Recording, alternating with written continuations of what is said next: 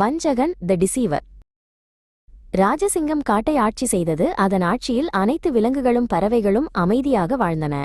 அது பயபக்தியுடன் மதிக்கப்பட்டதால் அதன் ராஜ்யத்தின் நல்லிணக்கத்தை சீர்குலைக்க யாரும் துணியவில்லை. ஆனால் மனிதன் ஒருபோதும் இந்த காட்டில் கால் வைத்ததில்லை. அவனது வழிகள் விலங்குகளுக்கு தெரியாது.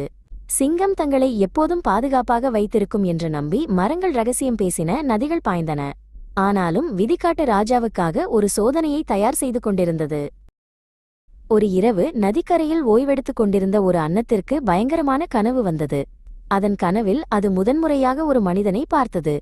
அந்த மனிதன் விசித்திரமாக சிரித்து அன்னத்தை அருகில் வர சைகை செய்தான். ஆனால் ஒரு மர்மமான குரல் அன்னத்தை ஓடிப்போகும்படி எச்சரித்தது. உன் உயிருக்காக ஓடு, ஏனெனில் மனிதன் பூமியில் மிகவும் துன்மார்க்கமான உயிரினம் என்று கத்தியது. அந்த பார்வையை அசைத்து பார்க்க முடியாமல் அன்னம் பயத்தில் நடுங்கியது. அன்னம் பயத்தில் விழித்தது. கனவிலிருந்து தப்பிக்க அதன் சிறகுகள் வேகமாக அடித்துக்கொண்டன. களைப்பு அதை ஆட்கொள்ளும் வரை அது இருண்ட மரங்களுக்குள் குழப்பத்துடன் பறந்தது.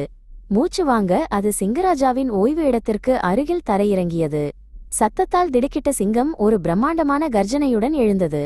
நீ யார், ஏன் இவ்வளவு நடுங்குகிறாய் என்று அது இடிபோல கேட்டது. நான் சாதாரண அன்னம்தான் என்ற நடுங்கும் பறவை அழுதது.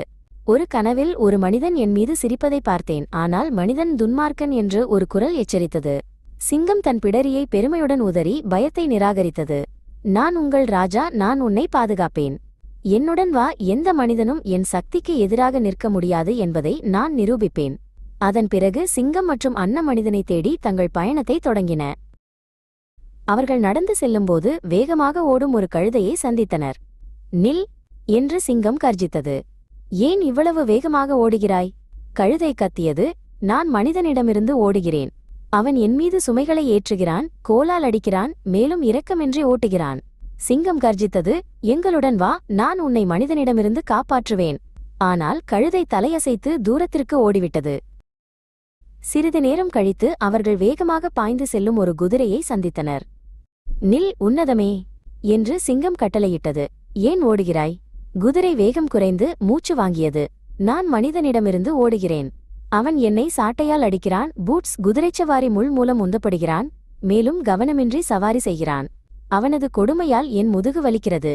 பதிலுக்காக காத்திருக்காமல் குதிரை மீண்டும் பாய்ந்து சென்றது.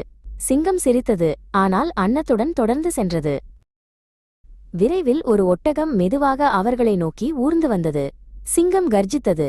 ஏன் இவ்வளவு அவசரமாக அலைகிறாய்? ஒட்டகம் பதிலளித்தது. நானும் மனிதனிடமிருந்து ஓடுகிறேன்.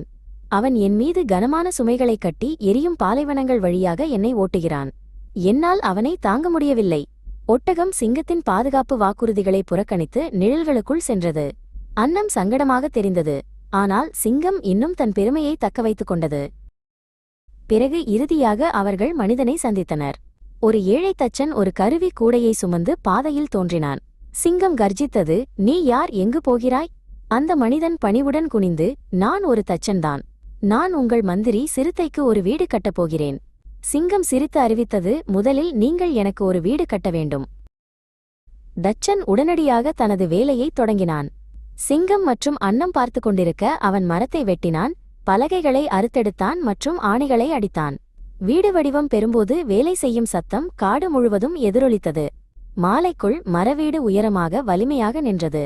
உள்ளே நுழையுங்கள், ஓ ராஜா, இது உங்களுக்கு சரியாக இருக்கிறதா என்று பாருங்கள் என்று அந்த மனிதன் தந்திரமாக கூறினான்.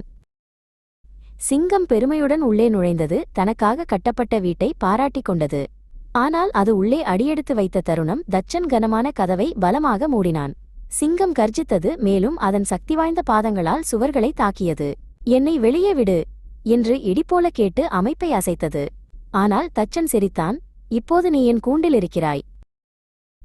தச்சன் குளிர்ச்சியாக, நான் உன்னை ஒரு சர்க்கஸுக்கோ அல்லது மிருகக்காட்சி சாலைக்கோ விற்றுவிடுவேன். நீ மீண்டும் சுதந்திரத்தை பார்க்க மாட்டாய். முட்டாள் ராஜா, உனக்கு கொஞ்சம் கூட அறிவு இருந்திருந்தால் நீ மற்றவர்களைப் போல ஓடிப்போயிருப்பாய்.